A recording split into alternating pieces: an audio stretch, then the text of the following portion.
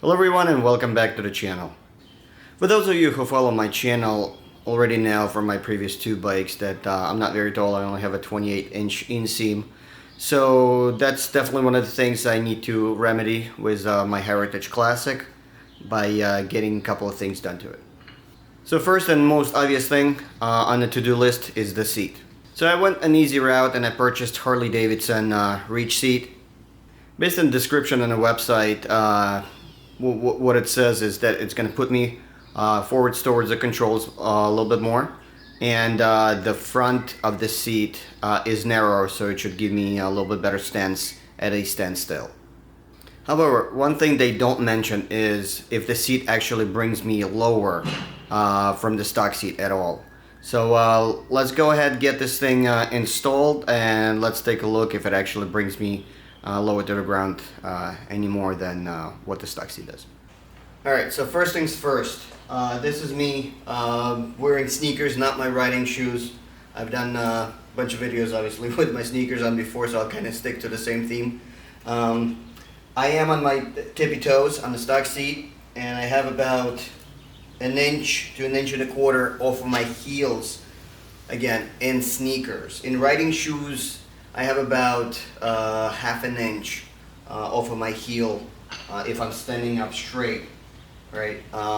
So, as you can see, there's plenty of room on the back. If I move a little bit forward, I have a little bit better stance, but not that much more. And my feet are also very close to the exhaust and the primary and left side.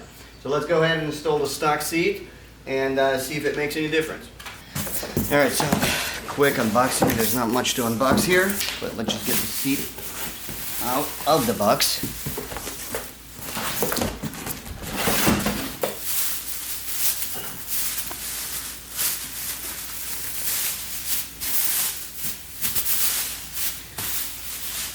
Alright, so here it is. Harley Reach seat. Pretty much identical in the base. It does look a little bit narrower in the front and substantially more back support. So let me take off the stock seat and compare these two side by side. The takeoff of the stock seat is super simple. Let's remove the rear passenger pillion. Just one screw. It lifts right up. It's got these little grips here that go that sort of grip onto these two screws for the seat. Let's put that aside for a minute.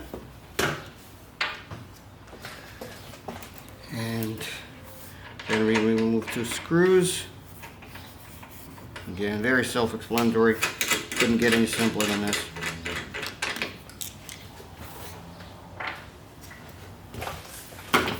Lift it up and pull the seat up. That's pretty much it. Alright, let's compare these two side by side. Alright guys, so here's the side by side comparison of the stock seat versus the Reach seat. Let's do some measurements. Alright, so huge and obvious difference between the two is the amount of back support and I guess the way the seat moves you forward purely based on the seating area. So if I just draw a line where the slope sort of begins, we're looking right around here, but here, as you can see here, it sort of has a very mild slope, and this has a very straight up slope. Quick measurement here, from the back support to the mounting point, we're looking at about 6 inches and a quarter, and on the stock seat, we're looking about 4 inches. Well, if we go from a seam same way I did there, we're looking at 4 inches. A little further forward, it's 4 1/4 inch, just about. So at least a 2 inch, 2.5 inches extra back support and a forward movement. Now, purely by what I see here, we have about 7.5 inches to about 7.5 inches. So I don't see a big difference between the nose. However, this starts to widen a lot faster than the Reach seat. It seems to hold this narrower nose, a little bit more towards back. So these are the main differences. As far as the width itself in the back, probably about the same, yeah. So the back portion is about the same width, so it should give a nice comfortable ride for longer rides. Alright, so let's go ahead and install the new seat and see if there's any difference on the bike. Alright, the seat goes the same exact way as the stock one did. There's a little notch here and a lip. Push it in. That's it. Put the screws back in place.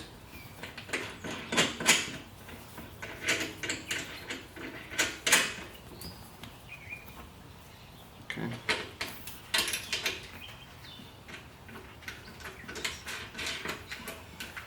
I'm gonna leave the pillion out just for now.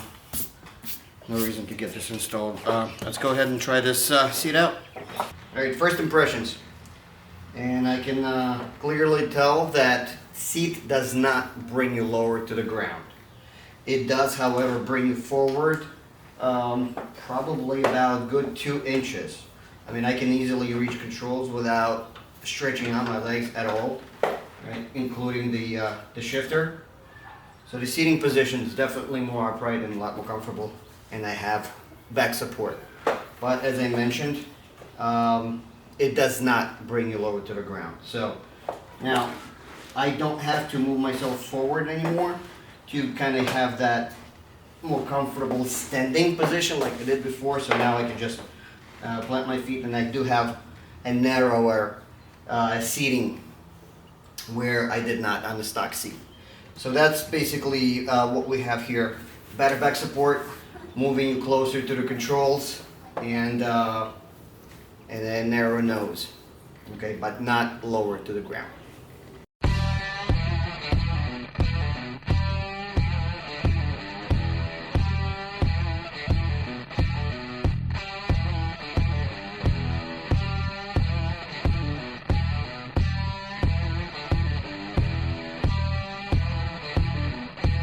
Well, there you have it, guys.